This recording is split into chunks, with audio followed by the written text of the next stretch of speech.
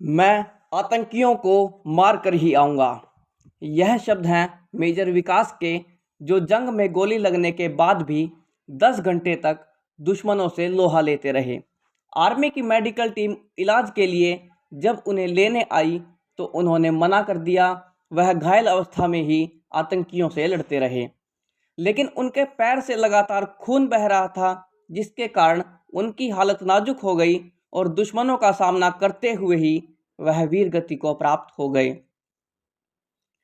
पानीपत के गांव बिंझोल के रहने वाले मेजर आशीष धोचक कश्मीर के अनंतनाग के राजौरी में तैनात थे। वह टीम के साथ मिशन पर थे और इसी दौरान हुई मुठभेड़ में वह वीर गति को प्राप्त हो गए। वहीं मेजर की कुछ दिन पूर्व ही अपने जीजा सुरेश दुहन से बातचीत हुई थी। सुरेश दुहन का कहना है कि उस वक्त आशीष बहुत खुश थे।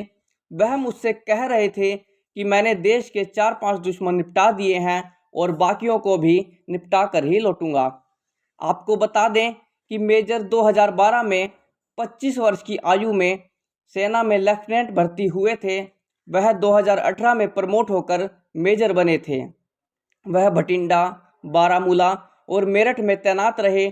करीब 2.5 साल पहले ही उनकी पोस्टिंग मेरठ से राजौरी में हुई थी। वह 19 राष्ट्रीय राइफल की सिख लाइट इन्फैंट्री में थे। उन्हें 15 अगस्त को राष्ट्रपति द्रौपदी मुर्मू ने सेना मेडल दिया था।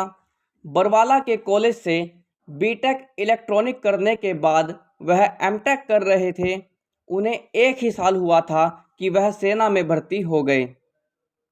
मंगलवार को आतंकियों से हुई इस मुठभेड़ में मेजर के अलावा सेना के कर्नल मनप्रीत सिंह, डीएसपी हुमायूं भट्ट और राइफलमैन रवि कुमार भी वीर गति को प्राप्त हो गए। सर्चिंग के दौरान सेना का एक डॉग भी वीर गति को प्राप्त हो गया।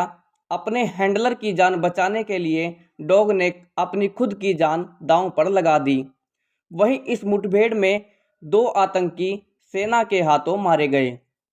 मेजर का शव पहले वीरवार को पानीपत टीडीआई स्थित उनके नए मकान में लाया जाना था, लेकिन शहरी विधायक प्रमोद विज और एसडीएम पानीपत ने परिवार से मिलकर यह जानकारी दी कि उनका शव अगले दिन शुक्रवार को पानीपत में लाया जाएगा। उनका परिवार पिछले 2 सालों से किराए के मकान में रह रहा था। मेजर की इच्छा थी कि वह अपने खुद के घर में रहें।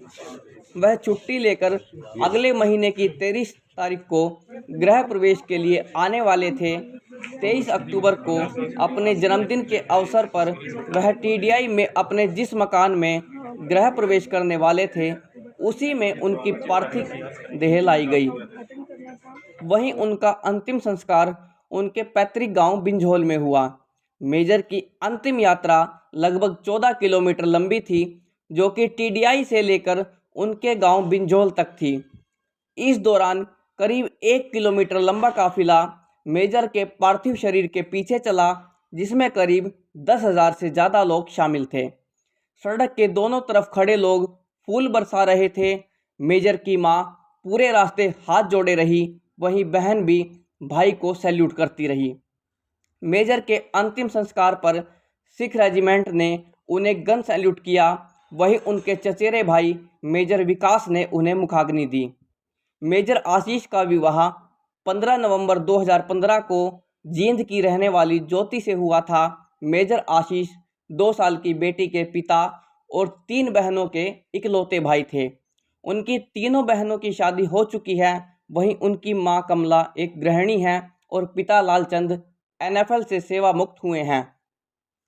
मेजर के इस बलिदान पर उनके पूरे परिवार और गांव ही नहीं, अपितु पूरे देश की आंखें नम थी। घायल होते हुए भी मेजर दुश्मनों के सामने डटे रहे और यह उनके देशभक्ति के जज्बे और जुनून को दिखाता है।